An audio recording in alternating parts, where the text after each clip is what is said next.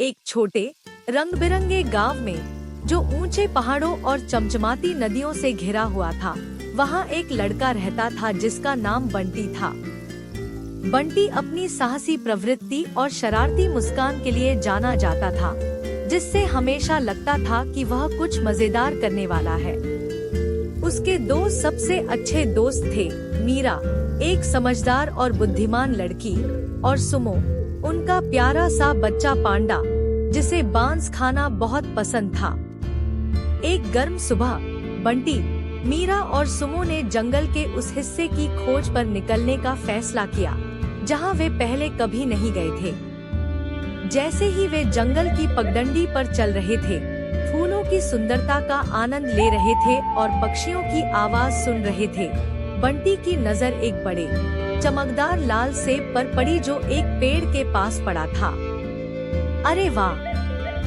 देखो, ये सेब कितना शानदार लग रहा है, बंटी ने उत्साहित होकर सेब उठाते हुए कहा। यह बहुत स्वादिष्ट लग रहा है। सेब असामान्य रूप से बड़ा और चमकदार था, जिससे यह जादुई लग रहा था। लेकिन बंटी ने अभी एक कौर लिया भी नहीं था कि पीछे से एक आवाज आई, जिसने उन्हें चौंका दिया। अरे, यह मेरा सेब है, गांव के एक बूढ़े किसान रामू चाचा ने कहा। वह अपनी ईमानदारी और मेहनत के लिए गांव में जाने जाते थे, और उन्होंने तीनों दोस्तों को कोमल लेकिन दृढ़ नजरों से देखा।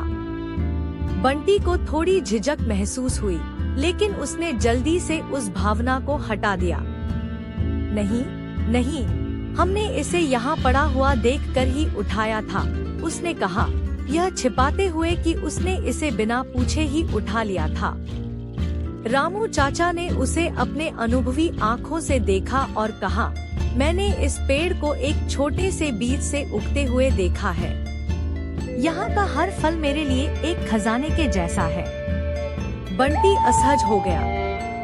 मीरा और सुमो ने उसकी ओर देखा, उन्हें लग रहा था कि कुछ गलत है। मुझे लगता है कि हमें सेब वापस कर देना चाहिए, बंटी, मीरा ने धीरे से कहा, उसे हल्के से धक्का देते हुए।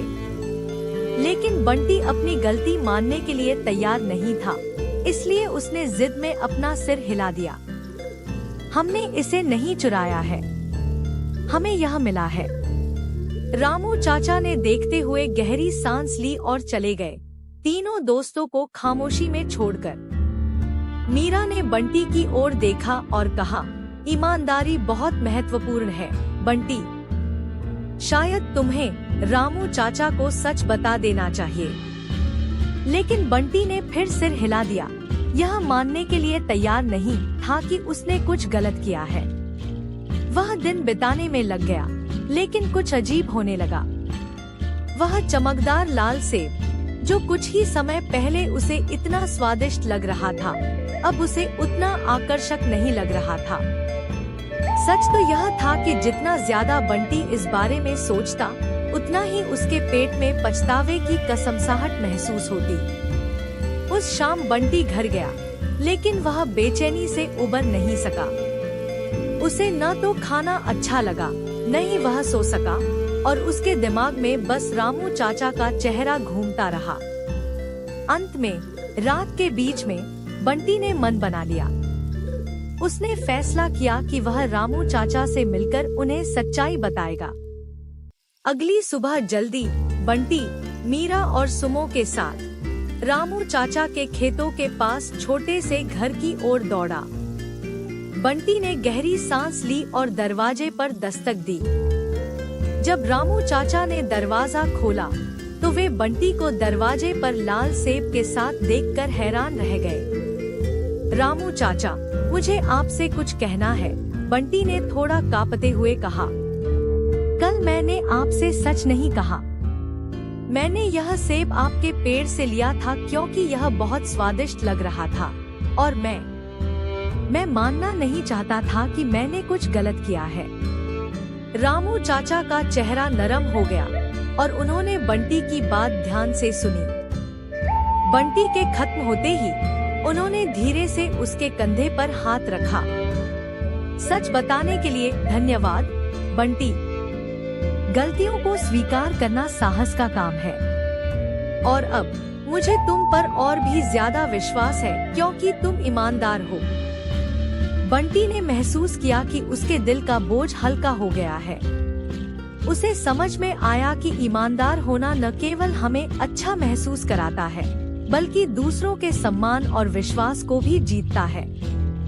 जब रामू चाचा दरवाजा बंद करने लगे, तो उन्होंने बंटी की ओर देखकर मुस्कुराते हुए कहा, मैं भी तुम्हें इस सेब के बारे में एक छोटा सा राज बताता हूँ। इस पेड़ के सेब साधारण नहीं है, केवल वे ही इसे पूरी मिठास से खा सकते हैं जो सच्चे दिल से ईमानदार होते हैं। बंटी की आंखें आश्चर्य से चमक उठी। उसने सेब की ओर देखा और एक कौर लिया।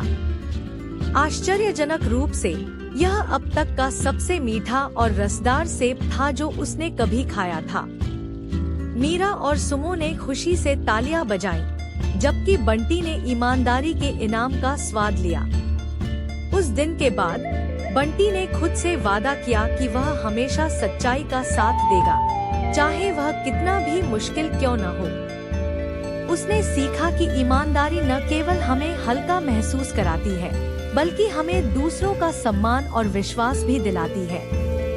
और आने वाले हर साहसिक कार्य में बंटी और उसके दोस्तों ने इस अनमोल सबक को अपने दिलों में संजोए रखा, यह जानते हुए कि सचमुच ईमानदारी एक ऐसा खजाना है जिसे सहेज कर रखना चाहिए।